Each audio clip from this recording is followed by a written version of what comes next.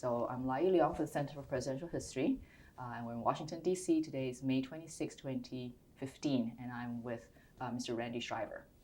Mr. Schriver, let's start with your background and how it came to be that you were in the State Department in the first term of the Bush administration. Well, I started very early. I started on the transition team, having worked on the campaign and supported that ticket. So I went from the transition team then into the Deputy Secretary's office as the Chief of Staff to the first Deputy Secretary of State, Richard Armitage. And then at about the halfway point of the first term, I moved into the Asia Bureau, and I was a Deputy Assistant Secretary of State for East Asia.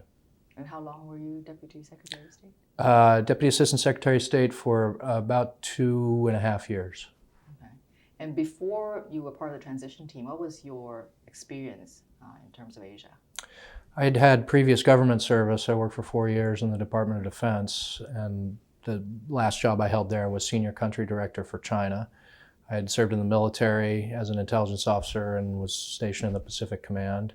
And my academic work, master degree, and the PhD studies I did were in East Asia. And you speak Chinese then? I speak some Chinese, yeah. So when you were part of the transition team, what was the thinking on the team about China and East Asia? There was a feeling that we needed to reset a little bit. Dr.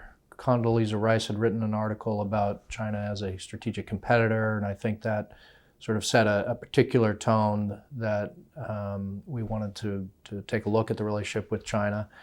I don't think there was complete consensus across the administration. I know my colleagues at the Department of Defense had a much more hardline view, and in fact, when Secretary Rumsfeld came in, they froze all contact with the PLA. I don't think that's how we felt about it at the Department of State, but we were ready for some review and resetting of the relationship.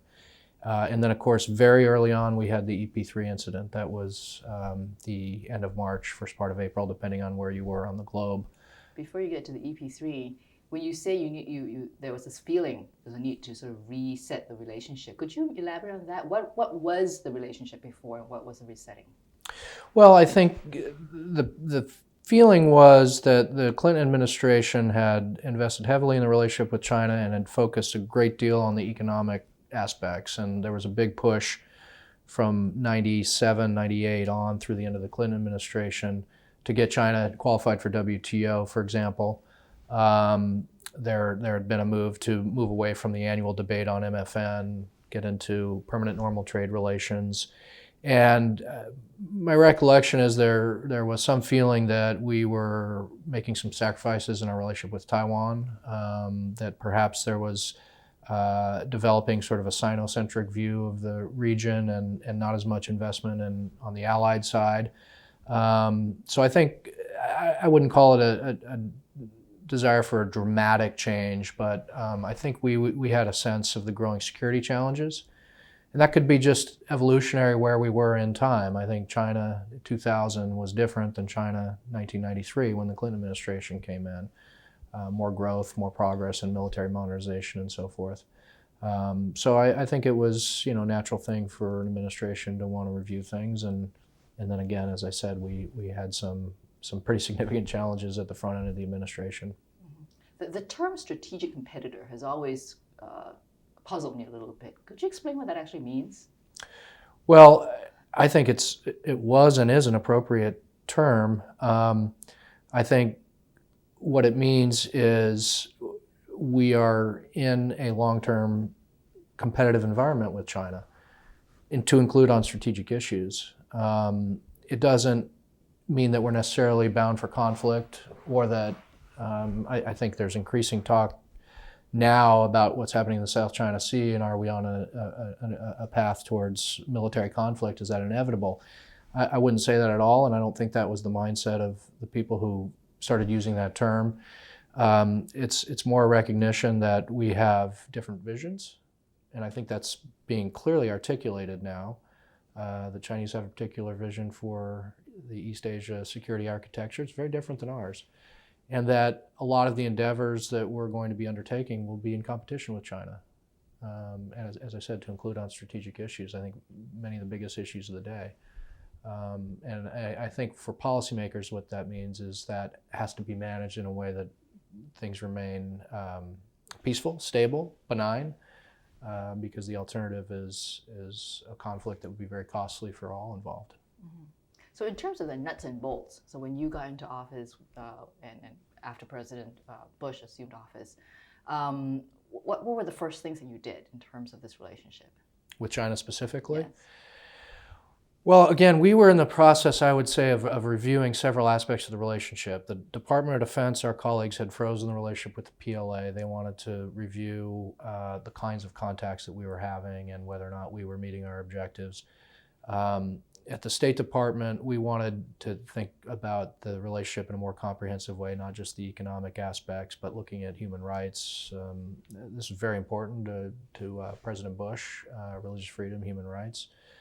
Taiwan, Tibet, and I think, again, it wasn't that we wanted to throw out or totally dismiss what our predecessors had done.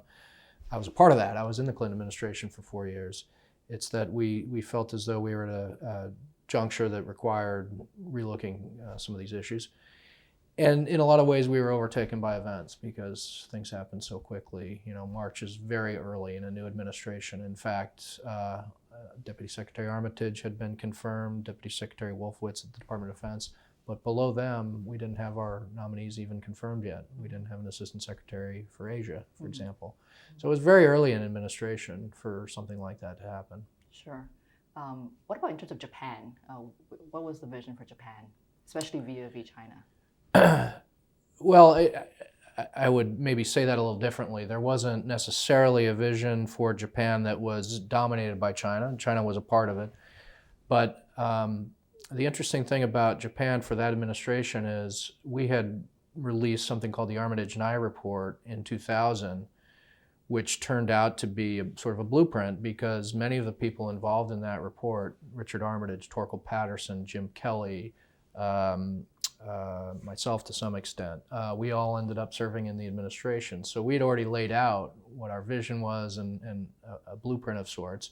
And then we had the opportunity to try to implement that and fulfill that. And I think, although it took longer than any of us anticipated, in fact, this is still unfolding through this day and through Prime Minister Abe's visit to Washington a few weeks ago. That's still an implementation of the vision that we had and that others shared. I mean, it wasn't just us. But we wanted to see that alliance strengthen. We wanted more flexibility, a more capable alliance, a closer alliance. And we laid that out, as I said, in this report even before we took office, and then we had a chance to try to implement that when we came in. Mm-hmm. China was a part of the backdrop, but it wasn't all-encompassing when we talked about the alliance with Japan. We were very concerned about the Korean Peninsula. We were concerned about the public commons and so forth. So the report addresses all that, not just China. Right. So tell me about the EP3 incident. What happened and how did you resolve it? Well, what happened was we had been flying these reconnaissance flights in international airspace, but off the coast of China. The Chinese had been involved in increasingly dangerous intercepts of our flights. And in fact, one of the interesting things is we had not only demarched the Chinese about the provocative and risky, dangerous nature of these intercepts, we'd identified this particular pilot, Wang Wei, as being the most egregious in those practices. So we were well aware that this was dangerous, and we were on the record complaining to our Chinese counterparts about these practices. And sure enough, April 1st in East Asia, March 31st in the United States, we had an accident where the Chinese fighter had rammed the EP3. EP3 made an emergency landing in Hainan Island, and from that point forward, the Chinese authorities had taken the air crew, held them. We didn't want to use the term hostage, but that's essentially what it was because we weren't getting consular access and didn't fully know about the well-being of the crew initially. But I do know that our initial thought was we had an accident. We didn't know we had a political crisis. And there are things you do in the course of an accident that are pretty standard around the world, which quickly we learned that the Chinese weren't willing to do those things and weren't playing along, and were sort of sending this in the direction of a political crisis. The other interesting thing is we had an agreement with the Chinese called the Military Maritime Consultative Agreement, MMCA, which was designed to make the operating environment in the Pacific safer, rules of the road, safety protocols, etc. And interestingly, there was a paragraph that said, in the event of a military maritime air accident, here's what you do. And do search and rescue, form a working group to investigate the causes of the accident, come up with new safety protocols to ensure that that kind of accident doesn't happen again in the future. I was still at the Department of Defense when we signed this agreement. Bill Cohen and Defense Minister Cher Ha-Tien in 1998 signed this agreement. Well, what happened is, we said this is the answer. It says exactly what we're supposed to do in the event of an accident. And then several things happened. The Chinese wouldn't take the phone call. So Secretary Powell, among others, tried to contact their Chinese counterparts, and the phone rang and rang and rang, and no one picked up. And then when we did make contact, the Chinese authorities said, we're not interested in implementing that agreement. In fact, we're canceling that agreement. We want you to stop what they called the spy plane flights, the reconnaissance flights. So for us, a lot of us felt this was very avoidable. This was an accident that could have been treated as an accident, resolved as an accident, and resolved through the existing bilateral agreement we had with the Chinese. They really chose to send it in the direction of a political crisis. There might be a lot of reasons for that. Jiang Zemin was out of the country when that accident happened, and so one theory is they weren't able to generate their consensus, and therefore the PLA on the scene sort of drove the narrative. So there are lots of theories, and I don't know that we fully know to this day why the Chinese did what they did. We do know is they ignored the bilateral agreement we had in place, and they chose to treat it as a political crisis and held our air crew without consular access for several days. Did it cause any rethinking in the Bush administration about how to approach China? I think what it did is it hardened some of the existing positions, and the Defense Department definitely. They'd already been in a process of reviewing the military relationship. I think at the State Department, thanks to Secretary Powell and Secretary Armitage's leadership, they saw it as a political crisis and problem, but they took a much longer view, and they said, we need to resolve this, but we need to resolve in a way that preserves our ability to work with China. It's an important relationship, and we're not going to respond in a way that ties our hands in the future, that we won't be able to deal with China on important global and regional issues. So they took a much longer view, and they worked on getting the air crew released. That was the priority. And that was accomplished in, I think it was 11 days, if I'm not mistaken. So 11 or 12 days, yeah. That's right. So this sort of slight difference between defense and State Departments, how did that work out? Well, it didn't work very well for a while. In a way, though, the relationship, the mill-to-mill relationship, is a smaller subset of the overall relationship. So that was put into a deep freeze for a considerable amount of time. And eventually it took President Bush saying, we want to restart this relationship. The Defense Department was fairly well dug in that they didn't want a regular, normal relationship with the PLA. But over time, President Bush felt it was important to restart that aspect of the relationship. And he made that very well known and clear to Secretary Rumsfeld and others, and eventually it restarted. And how long did that take? It took several years. The other major point in our relationship with China early on in the administration was 9/11. And it affected a lot of relationships in the region, but with the Chinese, it certainly underscored some of the strategic aspects of the relationship, interest in counterterrorism, interest in having them assist us on a variety of matters, counter-terror financing and all these things. And it again, underscored what I think Secretary Powell and Armitage knew all along, which is we need a cooperative relationship with China to the extent we can have one despite our differences. And that certainly became clear to President Bush. And I think ultimately that's why he essentially ordered the Defense Department to restart the mill-mill relationship as well. Mm-hmm. Now, if it took a while for that relationship to restart, how did it affect the cooperation that the U.S. was seeking in the aftermath of 9/11? That's hard to measure. I mean, the mill-to-mill part of the relationship is fairly modest and somewhat insulated. And in fact, it's the part of the relationship that's usually affected when we have a political problem. So the mill-to-mill relationship had been canceled when Li Dongwei visited June 1995 to Cornell. It had been canceled when we had the March 1996 missile crisis in the Taiwan Strait.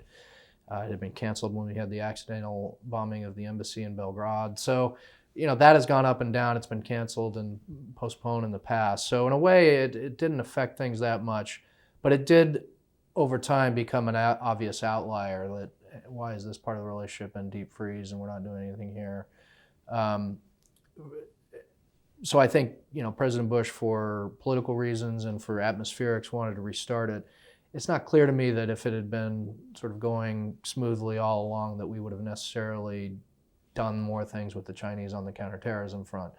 I mean, to this day, we still don't do much with the PLA in that area for a variety of reasons.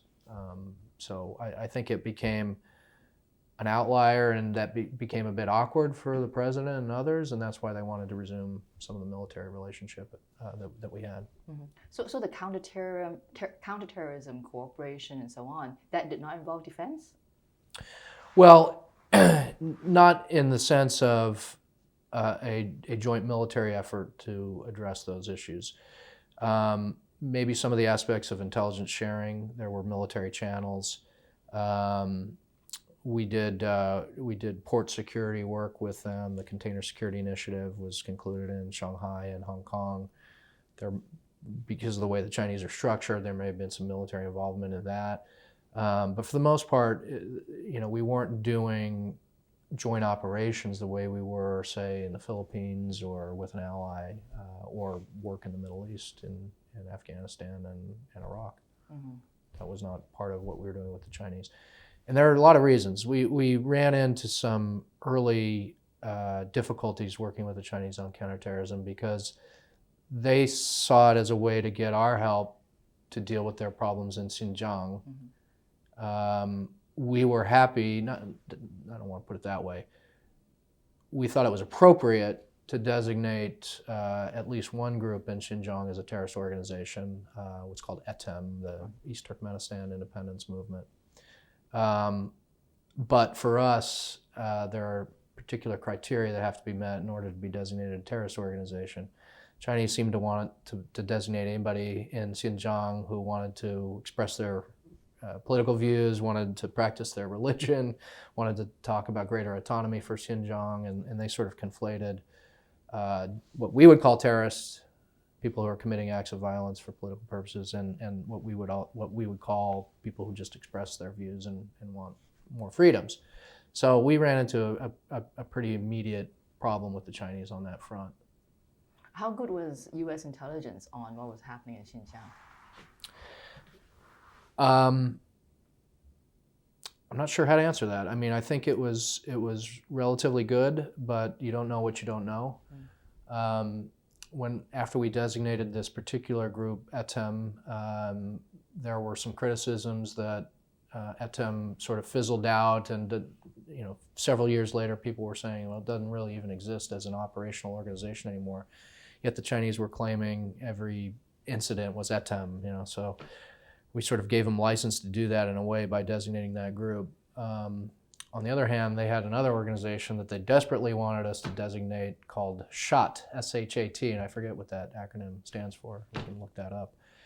And we could not verify that as a terrorist organization, and we couldn't say that it met the criteria. So this became a political problem with the U.S. and China, and became another obstacle in our counterterrorism cooperation, because they said, why aren't you designating this group? And we were saying, we don't have the evidence that they meet the criteria. And so again, I think it was pretty good, but you don't always know what you don't know. Right. So in general, how was the collaborative effort between China and the U.S. in terms of counterterrorism? How would you rate it? Mixed. I think, again, on something like Container Security Initiative, we successfully concluded that for Shanghai and Hong Kong, and that was very positive.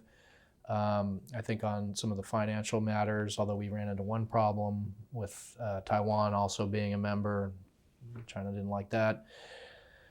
I think that ultimately was positive. Some of the cooperation in the UN on those same matters, particularly the financial aspects, intelligence sharing, I think was okay.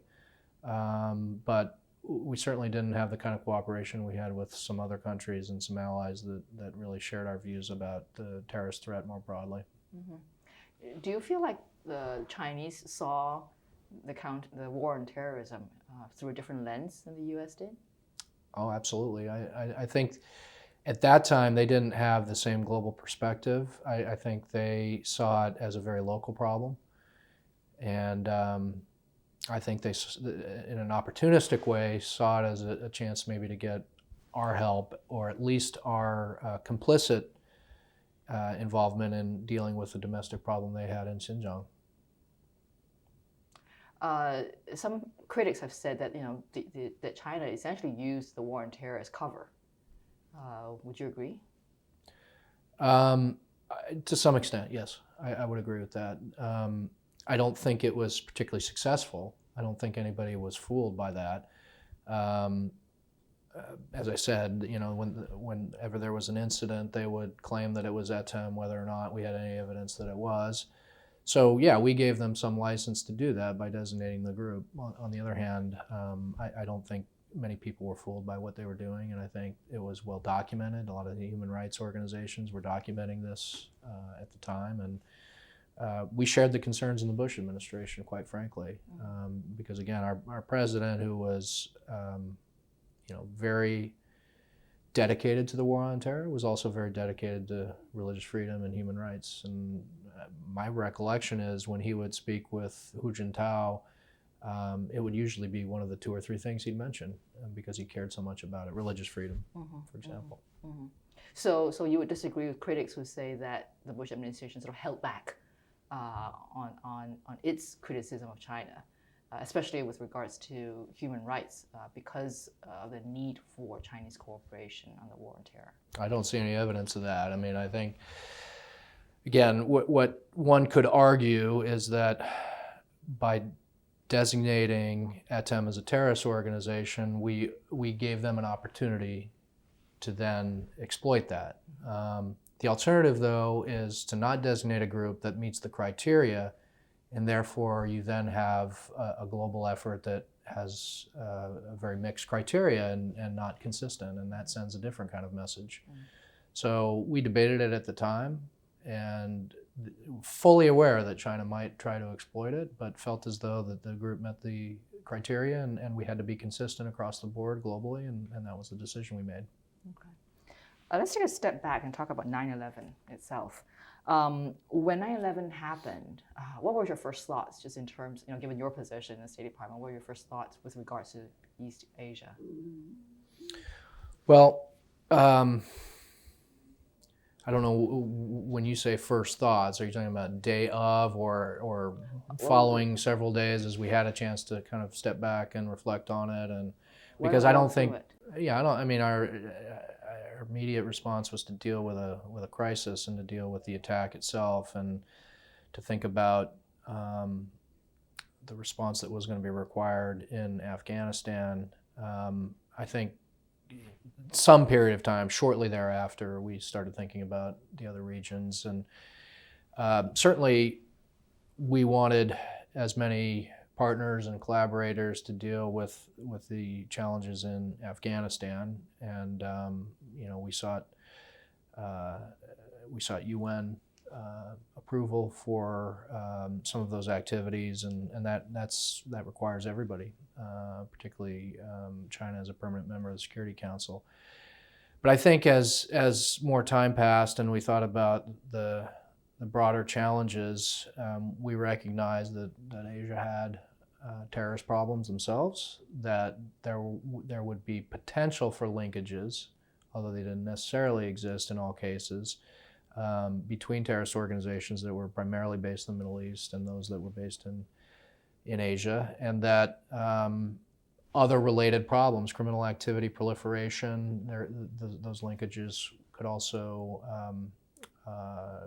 enable or foster that kind of activity. And certainly we didn't want that. So the view was that our counterterrorism efforts shouldn't just be Afghanistan, it should be a global effort, and that's what led to sort of this thinking about a global war on terror, and Asia was going to be a part of that because Asia had both the problem but also the capabilities that could help us address the challenge. With regards to Afghanistan, so one of the first things that was done was, of course, to reach out to Pakistan, given its strategic position. What was the reaction from China on that? Because China, of course, has its own complicated relationship with Pakistan. Yeah, the outreach to Pakistan was immediate. It was basically the day after 9/12, and maybe Mr. Armitage told you about the meeting he had with the ISI director, who coincidentally was in Washington, Right. and coincidentally was already on the schedule. But it was a great opportunity to really make our interests known, and frankly, some of the demands we had that were communicated directly to Musharraf, and the answer was in a 24-hour cycle. We had, at least rhetorically, the cooperation that we had asked for. I think the Chinese were fairly mute on this initially. I think they understood that we had been attacked and were very intent on responding to that. I don't think that they necessarily were going to be an obstacle or expressed any concerns at the time about our approach to Pakistan. I don't recall, in fact, any particular representations made from the Chinese government on that. I think probably they understood that it was what we had to do in the aftermath of that horrible event. So let's talk a little bit about the other relationships, because earlier on you had said, well, 9/11 made a difference in terms of other relationships. What were the major countries that you sort of began to look at more closely after 9/11? Well, I mean, they would maybe fall into a couple different categories, but I think it impacted probably all of our relationships in one way or another. And when I say different categories, there were the countries in Asia that they themselves had significant problems with insurgencies or terrorist organizations, countries like the Philippines and Indonesia, for example. Our allies, we were looking for more direct support in our various efforts, and from all countries we were looking for certain support, to help us with intelligence, to help us with dealing with counterterror financing, and deal with port security. So everybody, was part of our thinking. Everybody became involved in our agenda. For example, APEC, President Bush, the first time he left U.S. soil after 9/11 was to go to Shanghai for the APEC meeting in 2001, and radically changed the agenda there. So he went to APEC and said, this APEC should have a security agenda attached to it, whereas before it was purely economic. But he made the argument that there's really a blending of security issues and economics. If our ports aren't secure, if our air travel and logistics aren't secure, then that's going to affect the economy. And he introduced a security agenda. So no country was really left out or untouched by the agenda that we were promoting. The criticism, of course, is that it became dominated by that agenda, and we stopped having an interest in the problems and issues that countries were having that fell outside this scope. And I think, that's probably a fair criticism in a lot of ways. Which countries, did any country sort of resist that shift towards a focus on security? I don't know that the resistance was overt, and certainly wasn't immediate. I think the spirit after 9/11 was to want to be helpful and to see opportunities. I mean, most of these countries that were dealing with insurgencies, I think, saw some opportunity in our interest in partnering with them.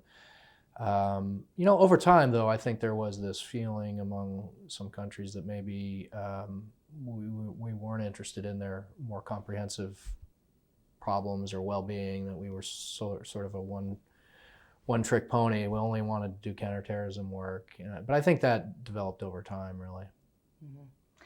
Was there any disagreement within the administration, again, say state versus defense, or maybe with the NSC, just in terms of the approach towards East Asia? In this regard? In this regard, I don't think there was a lot. I mean, there might have been minor differences here or there. I mean, I recall one discussion we had with our Defense Department colleagues on Hong Kong. Should we train the Hong Kong police forces in counterterrorism? And we said yes. They said no. They're part of China now.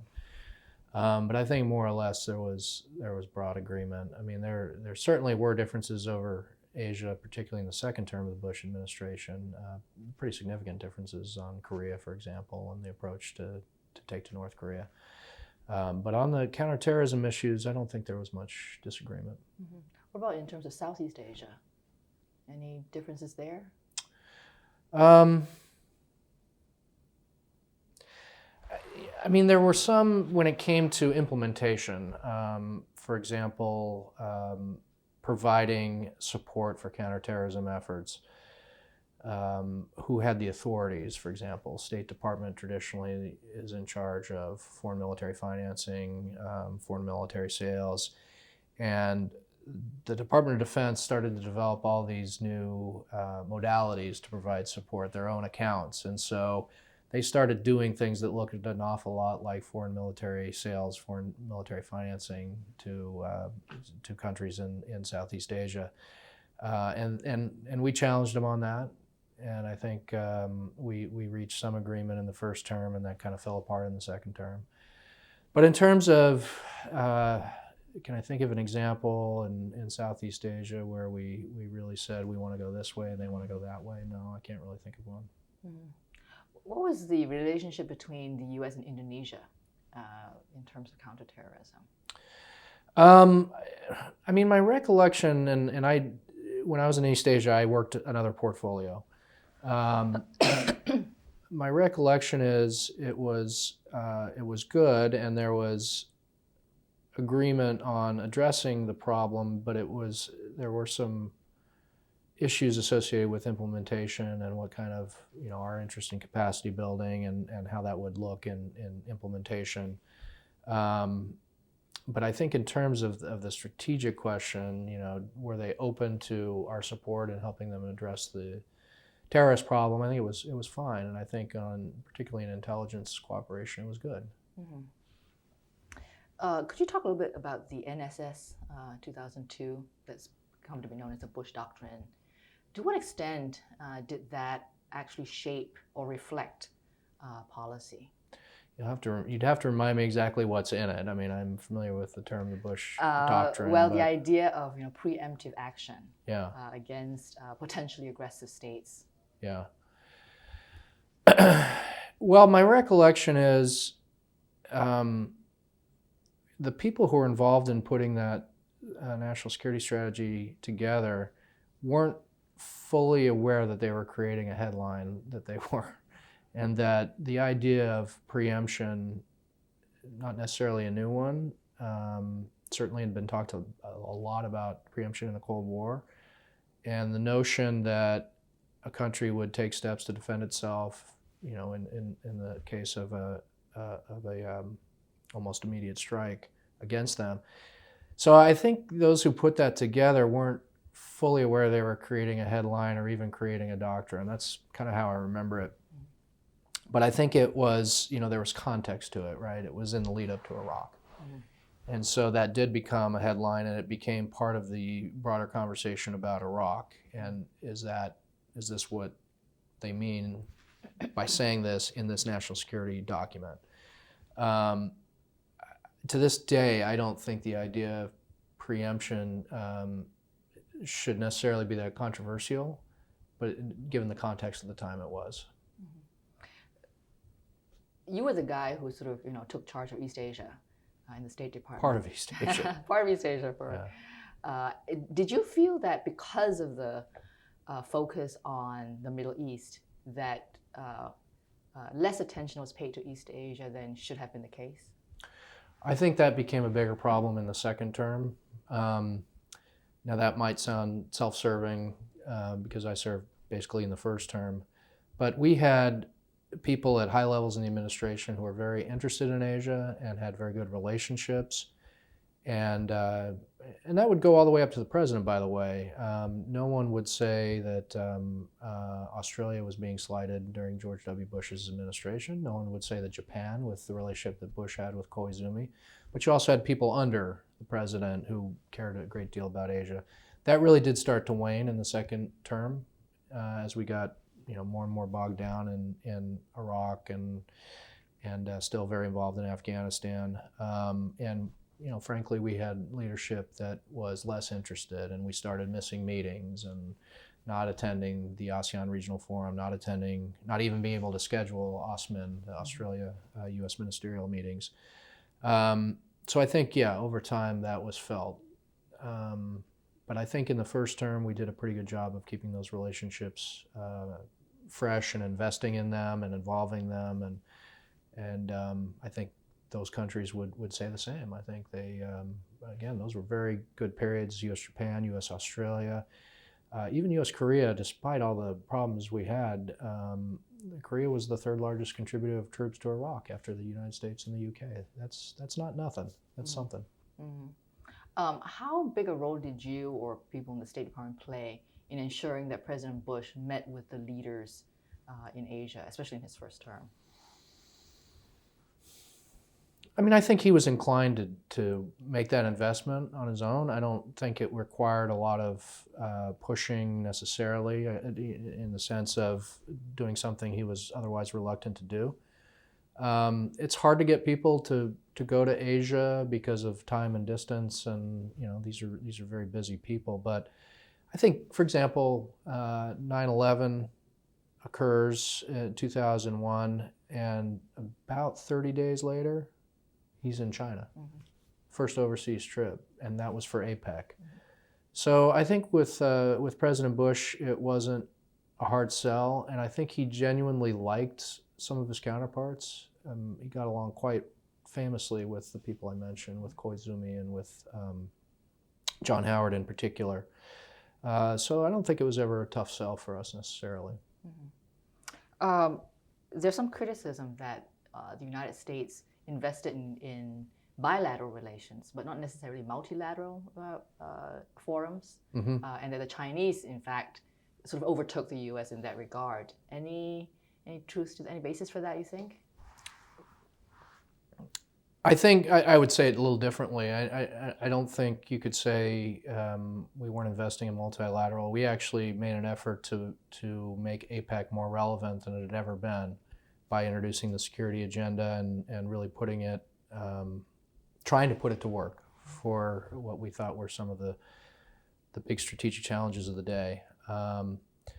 Ultimately, people in Asia tend to want their institutions weak and ineffectual, and I wouldn't go so far as to say a lot of them are just talk shops, but they operate at a more deliberate pace and a longer term pace. So I don't think we were necessarily thinking about new architecture and putting new ideas forward, but certainly I think our record was good at trying to empower the organizations that did exist. There are some examples of multilateral, or maybe I'd use the term minilateral. We strengthened the U.S., Japan, Australia strategic relationship. But it's true that there wasn't a lot of effort put into creating new institutions. The second term looked at a more collaborative effort of the region's democracies. I don't think that necessarily went very far, but maybe that's one example of new thinking.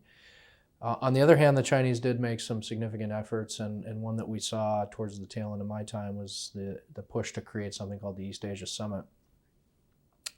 We had trouble getting people interested and wanting to either try to shape that or involve ourselves in that.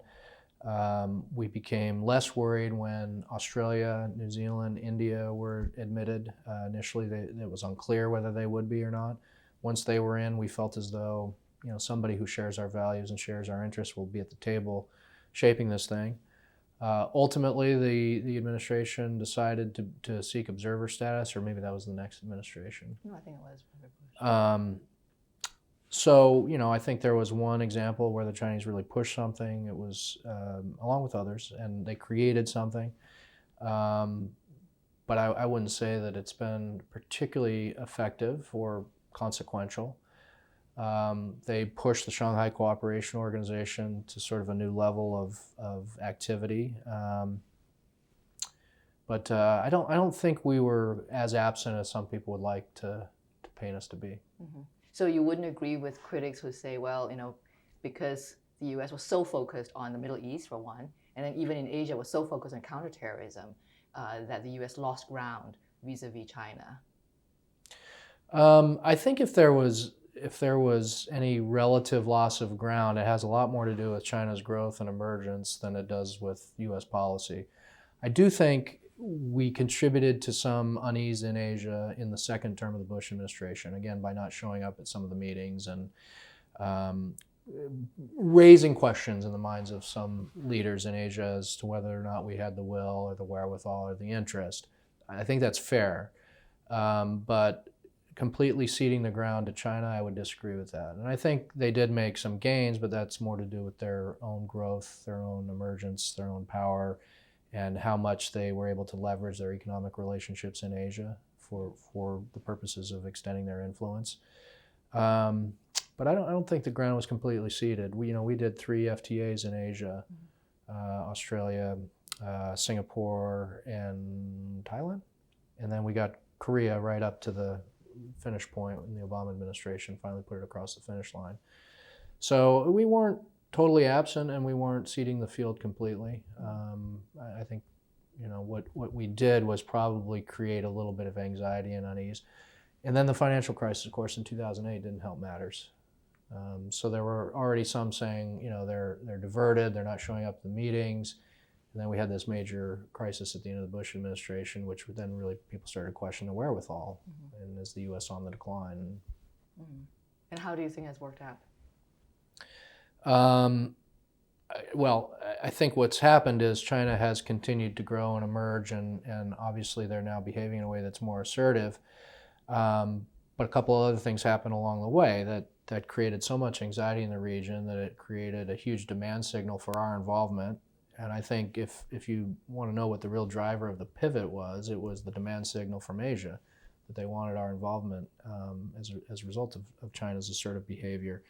And number two, the reports of our demise were really premature, weren't they? And I think the U.S. having successfully recovered from that financial crisis, not to the growth where we once were, but certainly out of the deepest part of that hole, and I think more assurance that we're not on this precipitous decline, that we're going to be involved and going to be investing in these relationships. And so I think the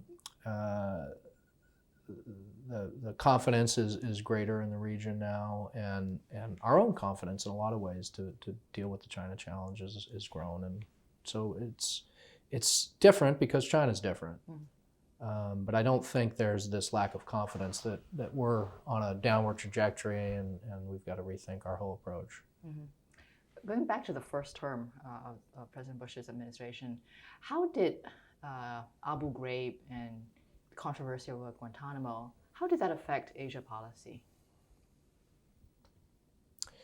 Well, I think it called into question our credibility and are we consistent with the values we're espousing? Because I think President Bush himself wanted to have an administration that spoke about values, spoke about human rights, religious freedom, and then also acted in a way consistent with that rhetoric. And I think that was a clear example of being out of step. So in the China relationship, certainly that came back at us and was put in our face when we would talk about human rights. I mean, we had our own response to that. What would they say? What would you say? Well, their basic point was, we all have our challenges, we all have our problems, and you're accusing us of certain things which they would never acknowledge. But they would say, you're accusing us of things, but look at your record. And our response was, you're right, we're not perfect. And by the way, look, this is being played out in the public. This is being played out in the media. There's going to be congressional oversight. There's going to be follow-up. what's happening in China. So it's a very different dynamic. It's not that we don't have problems and we don't, but it certainly made the notion that we could go into a human rights dialogue with China and feel as though that, we had the moral upper hand. It made it a lot more awkward, no question. Do you recollect what was the U.S. understanding of terrorist groups and sort of Islamic militants in that region at that time? Was it a pretty fine-grained one, or do you feel like because of what was happening in the Middle East, that there was a tendency to cast a broad sweep? I think initially there might have been that tendency. I think as it became a greater priority, I think the investments we made in the intelligence community started to pay off in terms of having a more sophisticated understanding. Certainly having counterterrorism as focus in a lot of these bilateral relationships, we got a lot more information and we learned more from our partner countries. So I think where we were in 2001, by the time the administration left, is probably quite a different level of understanding. Mm-hmm. But in the first term, how would you characterize that understanding? I think probably pockets of the intelligence community and certainly country teams understood the respective situations, but probably at a senior level, not as much. Mm-hmm. Did that make a difference in terms of implementation of policies? I can't necessarily say that it did. I guess conceptually it might have. Maybe some assumptions about potential linkages were overstated early on, but I think you'd have to then say, what would you have done differently? And I think we still would have been trying to do essentially the same thing: building capacity, building intelligence sharing relationships, having sort of tailored approaches per each country. I mean, that's kind of where we came out anyways. Mm-hmm. In the Senate report in December 2014, Thailand was identified as the first, the location for the first black site. Why Thailand? I have no idea. I certainly wasn't involved in that decision. I mean, I could make a guess, but I really don't know. I mean, it's an ally. There may be, I don't know. I mean, probably a level of trust with the authorities there at the time, but it certainly wasn't anything I was involved in. Don't really have any insight on. Mm-hmm. What would you say? How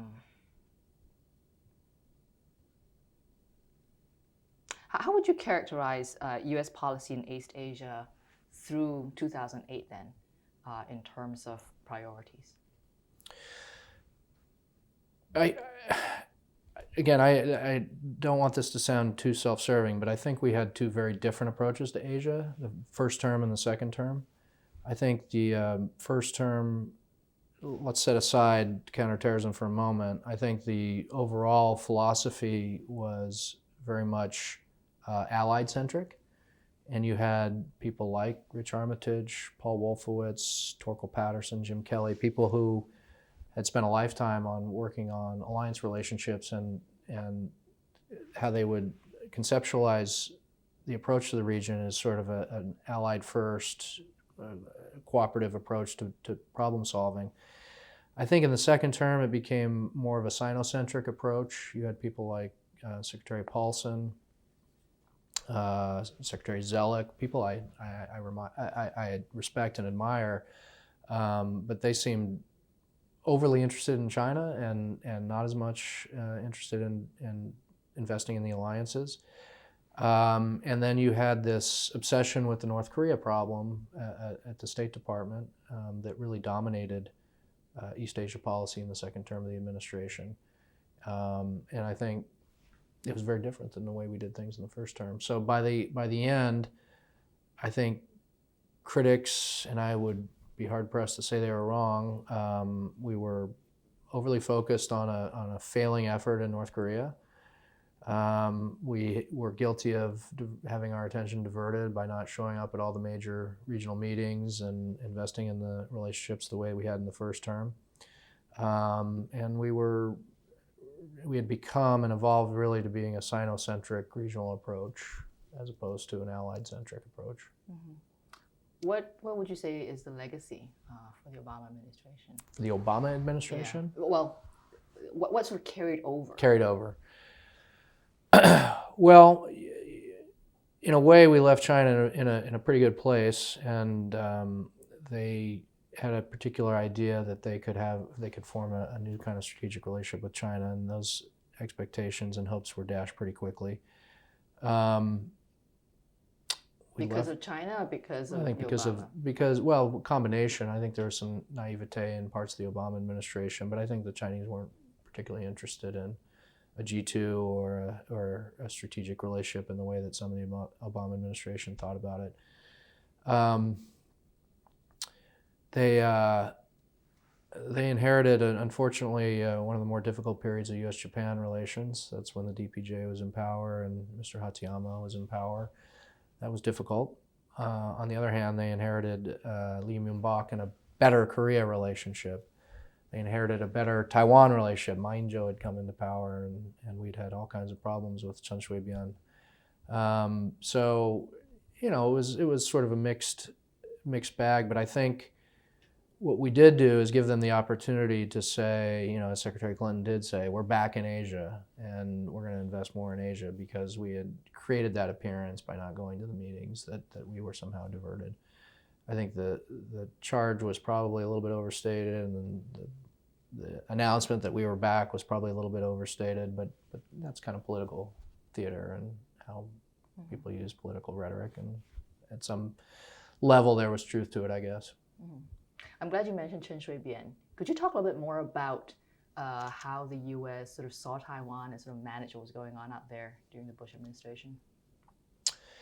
Yeah, I think there were different views within the Bush administration, but I guess I would say a couple things. When the DPP first came to power, there were very, very few people in the United States who understood the DPP and understood really what was going on in Taiwan.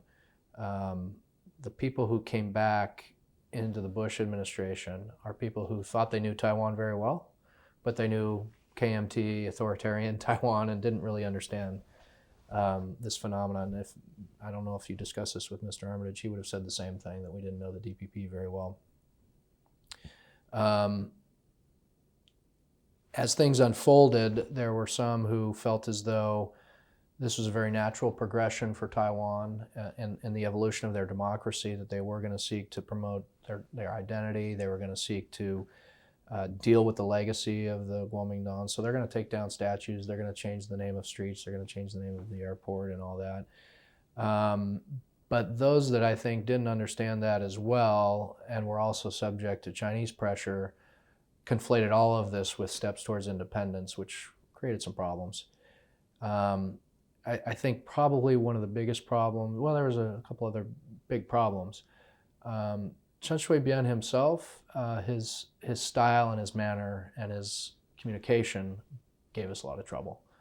I wouldn't say it was all his policies, but people who were in his inner circle didn't know from day to day what he was going to do next. Yeah. And we didn't have good channels of communication or a good understanding with him.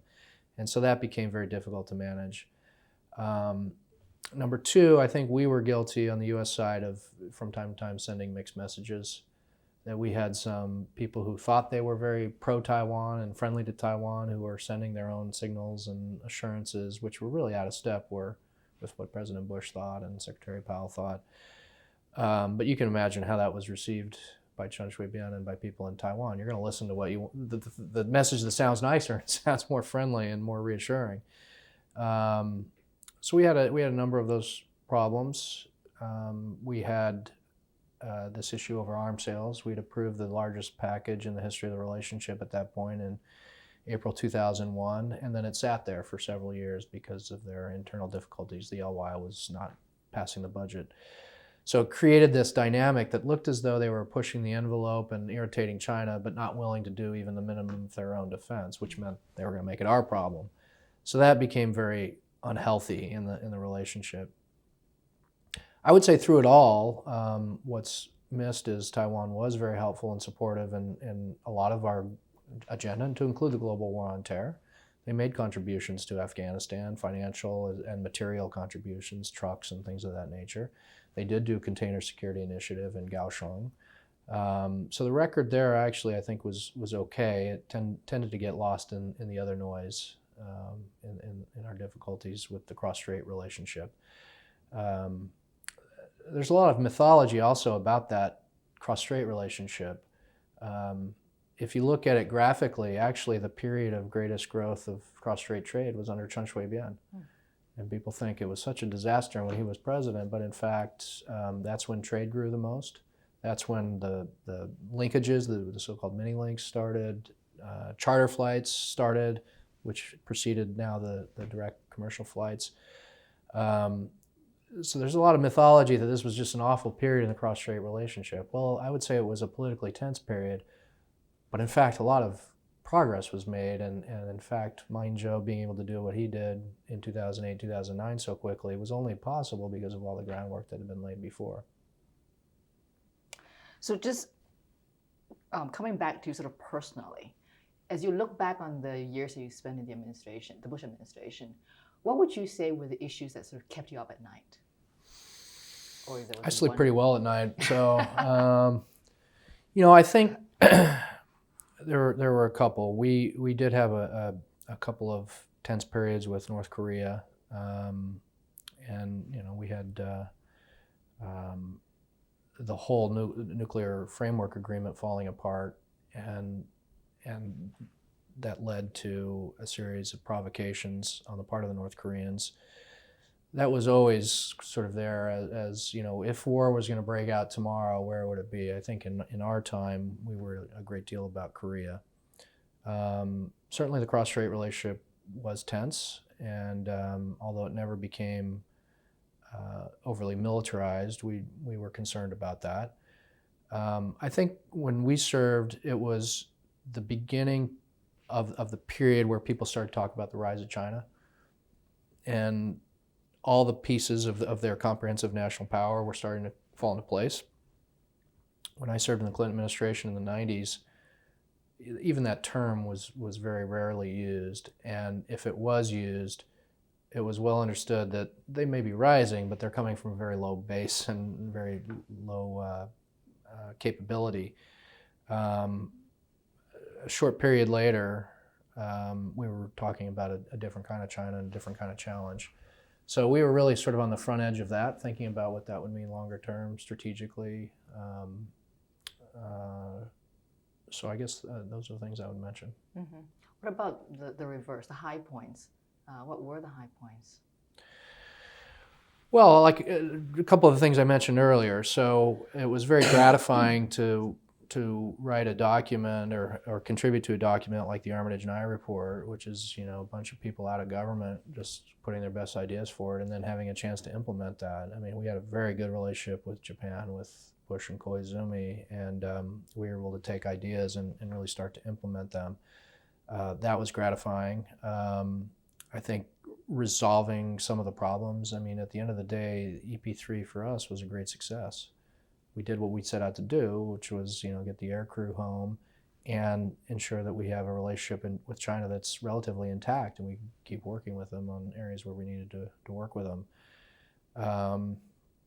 There are other minor victories that I think in the course of time sort of get lost. I mean, personally, I worked very hard on a case trying to secure the release of a woman named Rabia Qadir from China, a Muslim woman in Xinjiang, in Urumqi, who was imprisoned because she had contact with some congressional staffers.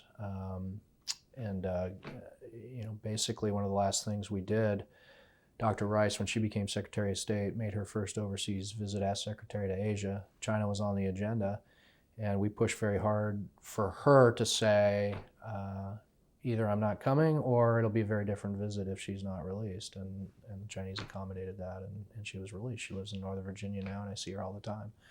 So, little victories like that are personally satisfying. I don't know, in the grander scheme of history, if anybody pays attention to things like that. I think we had several relationships that reached near high points. I think the U.S.-Australia relationship, which a lot of people are guilty of taking for granted, wasn't taken for granted in the first term. And as close as that relationship was, there were still some things we needed to improve and fix at the time of the conflict in Afghanistan and Iraq. And through the course of working with them on those challenges, we greatly improved the intelligence sharing and communications, and we really did enhance our alliance in ways that remain consequential even to this day. So there are all those things that I could cite. I guess some are bigger and some are smaller, but there's several things that we can feel good about, I think. Mm-hmm. Was there anything that you might have, with 2020 hindsight, have done differently? Certainly. I think we did mismanage things with Taiwan, and I think there was a tendency to see everything Chen Shui-bian was doing as a step towards independence, rather than, I think, again, trying to deal with their very complicated history with the KMT rule and the authoritarian martial law era. And I think we validated a lot of the Chinese concerns and accusations about Taiwan moving towards independence that we shouldn't have, by doing what we did. I think in the second term, although I didn't have much involvement in it, I think dismantling the financial sanctions we had on North Korea, changing our approach to North Korea, where we were going to work through China almost exclusively rather than through Japan and South Korea, was a mistake. And it took us a while to recover from that. So yeah, there are things here and there, certainly. So if I may just end on a question about Australia. Many people in Asia see Australia merely as a proxy for the US. Would you say that's not the case? Oh, absolutely not the case. No doubt we share values and share interests, but we're not Australia's leading trading partner. China is. I mean, that in and of itself ensures that from time to time we're going to have a slightly different view of things, and we do. Australia, if you look at their internal debates, they will from time to time have this own discussion about identity. Are we an Asian country or are we a Western country? And I think that's generally revealed to be a false debate. I mean, they're obviously, by virtue of their geography, they're an Asian country. But because of their history, they have particularly strong and unique ties to the West. I think it will depend on the issues, and there are things we disagree with Australia about. We disagreed when I was the Deputy Assistant Secretary, but because the relationship is so strong, we usually deal with that in private, or we deal with that in a way that doesn't expose that rift, in a very public way. I think this administration hasn't done as good a job at that. I think when Mr. Abbott came in and they changed their approach to climate, for example, I think that created a public rift that I don't think we would have necessarily allowed. But yeah, there are differences, and some of that might be rooted in the fact that Australia's geography places it firmly in Asia, and we're a more distant power. We're a Pacific power, not an Asia-Pacific power. But I think, it's as close a relationship as we have in the Asia-Pacific, and that's demonstrated time and again throughout our history. And if that causes some to think they're a complete proxy, it might not be the worst thing for us, but it's an inaccurate statement. Okay, well, thank you. All right.